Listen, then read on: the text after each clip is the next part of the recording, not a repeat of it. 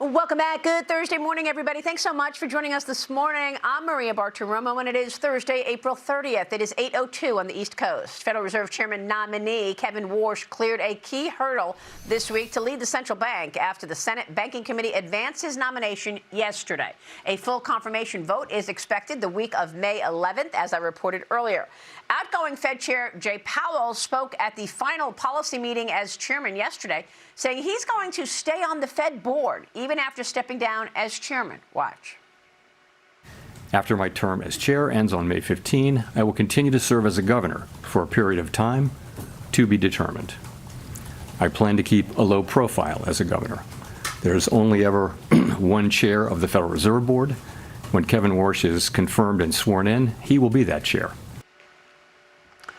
Joining me now is South Carolina Senator Tim Scott. He is the chairman of the Senate Banking Committee. Senator, it's great to have you this morning. Thank you so much for being here. Good morning, Maria. Good to be with you. And should we expect a full Senate vote and a confirmation the week of May 11th? Absolutely. We should certainly expect it within the first 2 weeks that we're back in May. It's great news for the American people. We're finally going to have a Fed that's independent, focusing more on interest rates than they are on politics and climate change. So it's refreshing to see Kevin Warsh come in and take over at the Fed. We're excited about that. Yeah, so what do you want his priorities to be? I mean, this morning we've been talking about the state of the economy, Senator. And, you know, even with this war and the spike in oil, you've got this economy chugging along.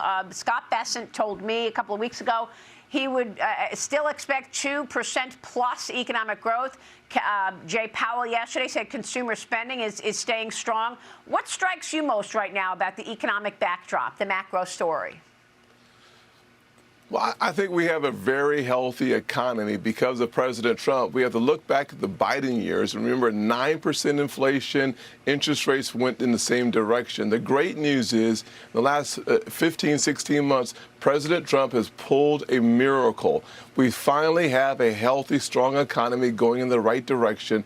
My hope is that Kevin Warsh will focus on interest rates, stable prices, and full employment. If he does that, we will have a Fed that we can have confidence in. The one thing President Trump is doing is restoring confidence in the hearts and the eyes of the American people, and that's great news. Stable prices means low inflation, and full employment means under 4%. We've got both. We're going to see both happen again. That's great news. We're getting closer and closer every day on inflation, and we have a strong economy.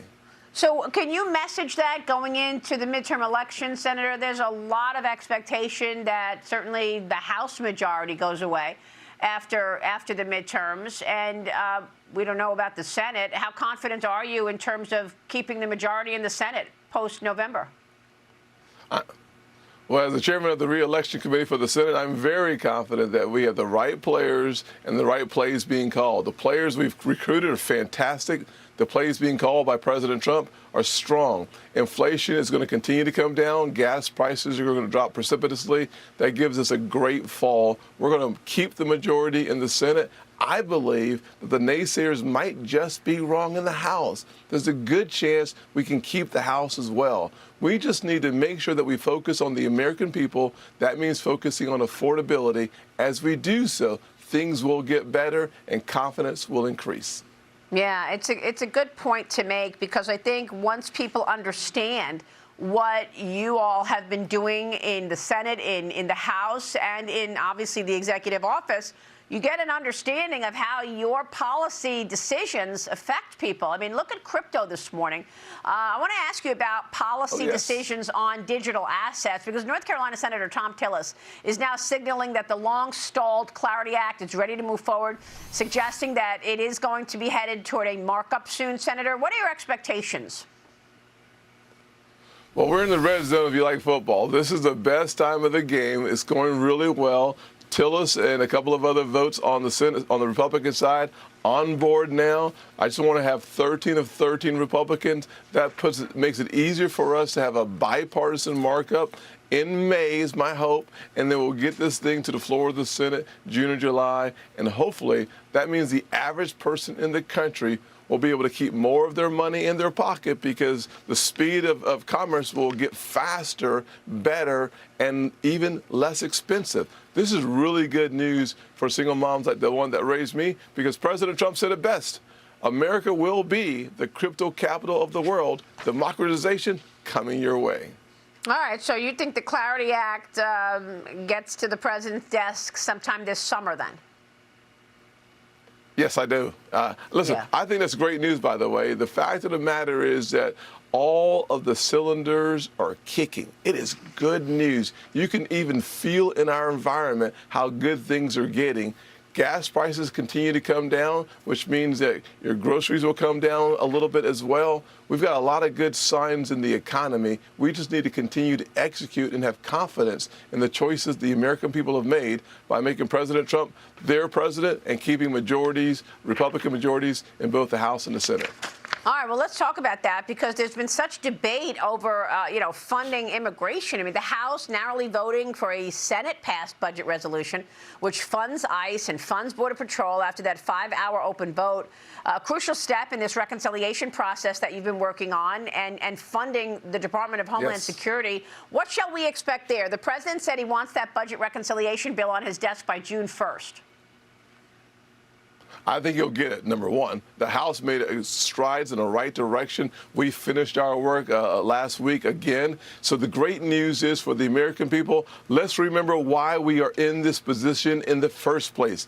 Democrats decided to play politics with national security. We've seen an assassination attempt on the president. We've seen lax security in areas that shouldn't be, like TSA, 4-hour waits. Why? Because the Democrats have decided to play politics with your lives. That is wrong, just wrong. And what will we do as Republicans? Well, the House making great strides. Senate finished the work. The American people, you could have confidence that at least the Republicans in Congress care about our nation's security, and we will get the job done even without a single Democrat vote. And that is pathetic on their part. Well, you're right. I mean, we're in the middle of a war, and we don't even have the Department of Homeland Security fully opened. And I wonder if this is one of those moments in time where you actually, as much as it feels uncomfortable, and as much as you probably don't want to do it, and I know you don't have the support in the Senate to remove the filibuster, but is this one of those moments in time where you're saying that you can say, look, we need to fund Homeland Security. We're in the middle of a war, and we have to do it without our colleagues, regardless, whatever it takes. I mean, that's sort of the sentiment that I got from your colleague, Senator Ron Johnson, the other day when he was talking with me from Wisconsin. Listen to Ron Johnson. I want to get your reaction to this. You think this is a moment in time that you actually could remove the filibuster to get funding done because we are in the middle of a war after all? Well, we did not have the votes when Democrats were being so obnoxiously obstructionist on just nominations. We didn't have the votes to basically nuke the filibuster on all nominees.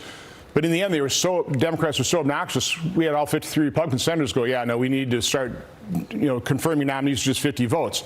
This may be a moment like that. Wanting to maintain the filibuster to, if we're in the minority, to block awful socialist, leftist legislation. But the Senate's already broken enough. We've pretty well eviscerated the filibuster anyway. From my standpoint, rip the Band-Aid off. The Democrats will do it.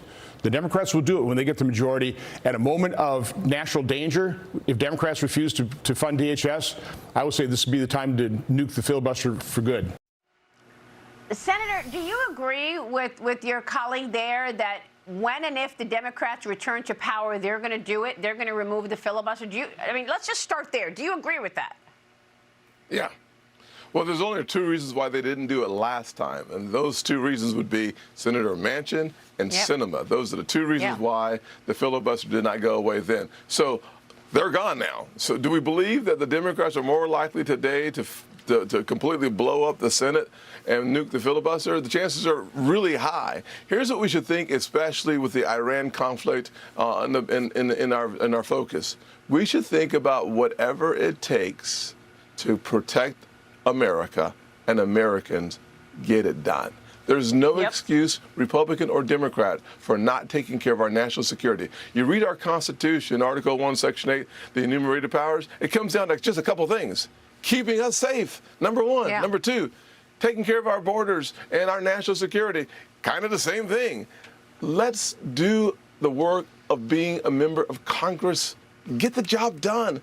Yeah. Democrats, think about history. Protect this nation. We are Yeah. the city on the hill. Keep us that way. And I would say that's one of the reasons that President Trump won the election, because of security. National security and people's personal security. 100%. They wanted crime addressed, and they wanted national security addressed. Now, the White House says that President Trump is going to sign an executive order today on expanding American workers' access to retirement plans. I thought this was really important. It applies to those people whose employers do not already have and provide a traditional retirement plan. The administration planning to combine this push with a previous legislation, the Savers Match, which matches contributions for employees making less than $35,000 a year. Senator, this is critical, and because it shows you what the administration is thinking about. Like when you look at the Trump accounts, you know, giving money to infants, newborns, Yes. and now you look at what he's going to do today, giving Americans access to retirement accounts if your company doesn't provide a 401k. These are the things I think that, you know, should be messaged out if you want to explain to people what you're actually getting done to change their lives. I mean, a retirement account is so important. I'll tell you this. When I started my career, I put money in my 401k, and I was advised, my mother told me, match it 100%, whatever your company puts down, match it. And that's how I got to my first $1 million. I'll say it. That's how I got to become a millionaire. And this is so important that the president is looking at people and saying, you know what? If your company doesn't give you a retirement plan, we will. Isn't that something that you should be explaining to the American people going into the midterms? 1,000%. Maria, your mother understood the magic of compounding interest and the time value of money. Your mother was brilliant, and congratulations on being a millionaire. Let me just say, for the average person in the country, President Trump loves you. You can tell that because this executive order is great news for employees, for independent contractors, and for small businesses. I ran a small insurance agency. The one thing that was very difficult for me to do was to provide a 401k plan for my employees. Why? It is expensive, the liability is high, and you're just not an expert.